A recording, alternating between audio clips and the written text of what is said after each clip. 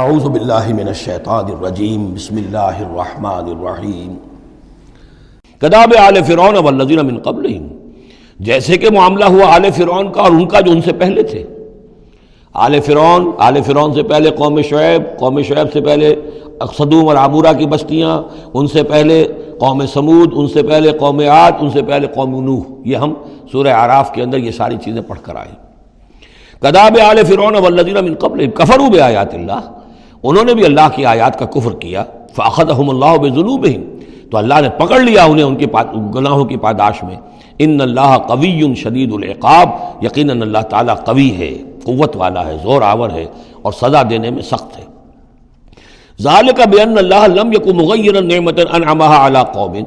حتی یغیروا ما بانفسہم، یہ اس لیے ہے کہ اللہ تعالیٰ کا یہ طریقہ نہیں ہے کہ کوئی نعمت جو اس نے کسی قوم کو دی ہو اس میں تغیر کر دے جب تک کہ وہ قوم اپنے اندر کی کیفیت کو متغیر نہ کر دے۔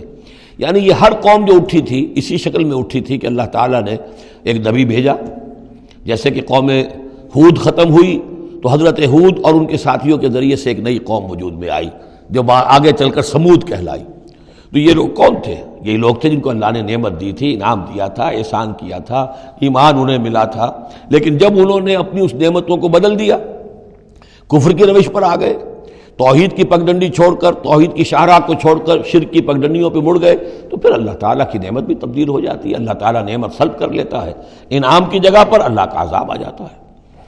ذالک بأن اللہ لم یکن مغیرا نعمۃ انعمها علی قوم حتی یغیروا ما بانفسہم، یہی ہے جو مضمون آگے بھی آئے گا سورہ رعد میں بھی، اور اس کو پھر یہ کہ اردو میں بھی ایک شعر میں لوگوں نے پیش کیا ہے کہ خدا نے آج تک اس قوم کی حالت نہیں بدلی، نہ ہو جس کو خیال آپ اپنی حالت کے بدلنے کا۔ قوموں کے اپنے اندر کے حالات بدلتے ہیں تو پھر تقدیر بدلتی ہے، صرف خواہش سے، وشفل تھنکنگ سے، امانی سے کوئی بات نہیں ہوا کرتی۔ اور قوم ظاہر بات ہے کہ افراد پر مشتمل ہوتی ہے، پہلے کچھ افراد بدلیں گے، ان کے اندر قلب ماہیت ہوگی، ان کا باطن بدلے گا، ان کی سوچ، ان کے نظریات، ان کے خیالات، ان کے مقاصد، ان کی دلچسپیاں، ان کی امنگیں تبدیل ہو جائیں گی۔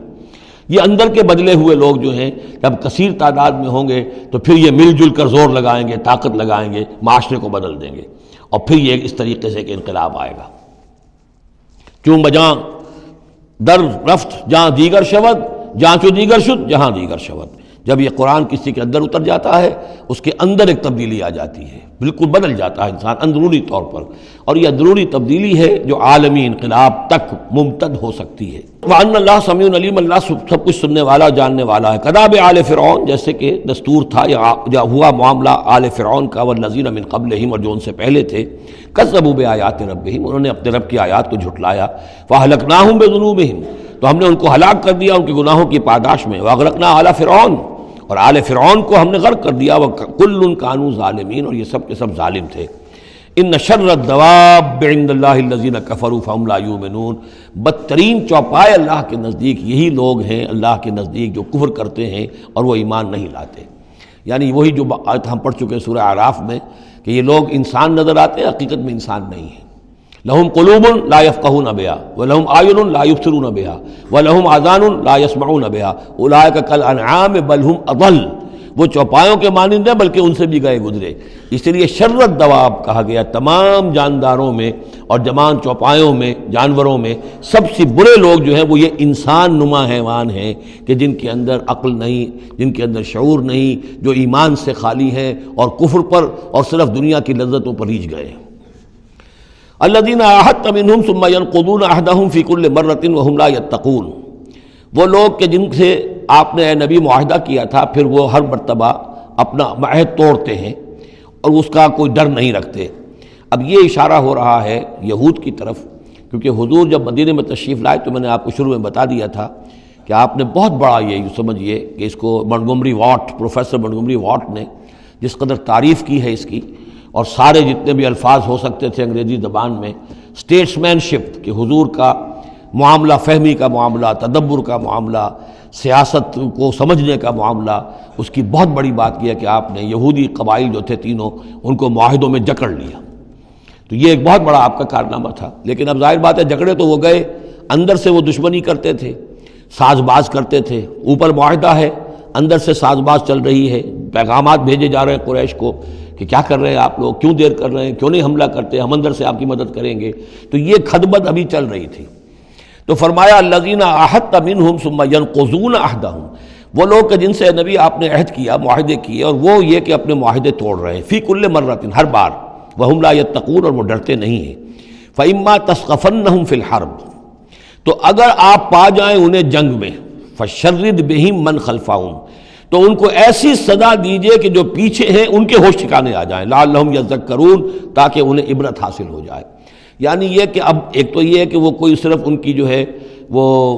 وہاں سے خطوط جا آ رہے ہیں، پیغام رسانی ہو رہی ہے، لیکن کہیں اگر ان میں اس کا کوئی شخص جنگ میں بھی پکڑا جائے،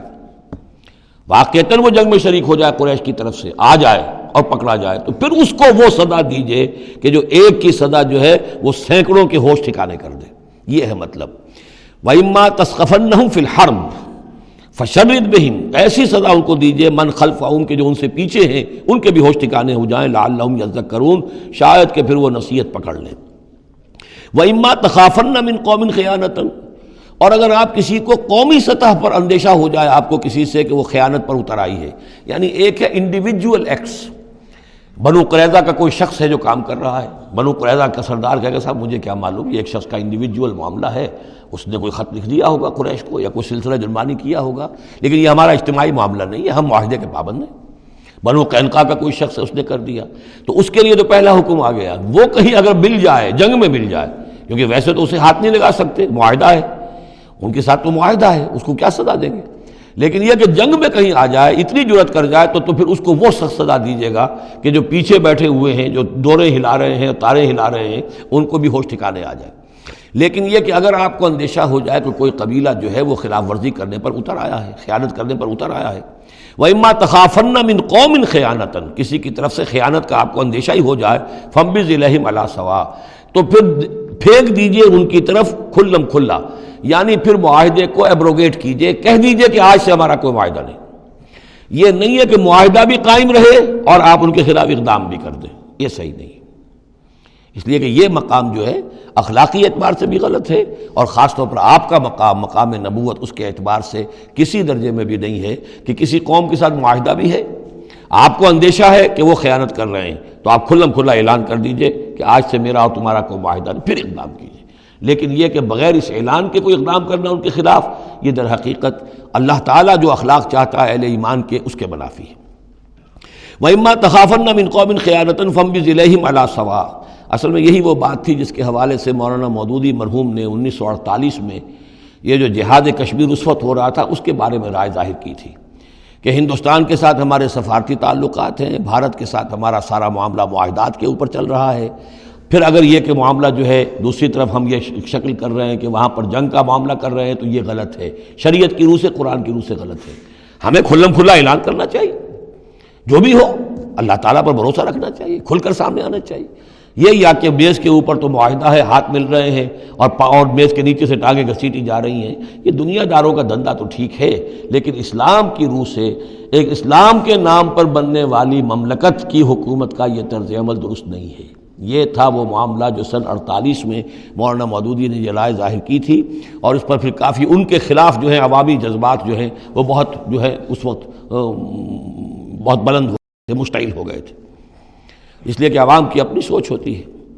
وَإِمَّا تَخَافَنَّ مِنْ قَوْمٍ خِيَانَةً فَانبِذْ إِلَيْهِمْ عَلَىٰ سَوَاءٍ، معاہدہ ان کے منہ پر دے مارو، ان اللہ لا يحب الخائنین، یقیناً اللہ تعالیٰ کو خیانت کرنے والے پسند نہیں ہیں. وَلَا يَحْسَبَنَّ الَّذِينَ كَفَرُوا سَبَقُوا، اور نہ سمجھے وہ لوگ جنہوں نے کفر کیا ہے کہ وہ بچ نکلے ہیں، یعنی یہ کہ اب اگر کچھ لوگ بچ کے بھی تو چلے گئے نا، آخر 1000 کی نفری آئی تھی. انہم لا یعجزون، یہ جو بچ کر چلے گئے وہ یہ نہ سمجھے کہ وہ اللہ کو عاجز کر دیں گے، وہ عاجز نہیں کر سکیں گے. صدق اللہ العظیم.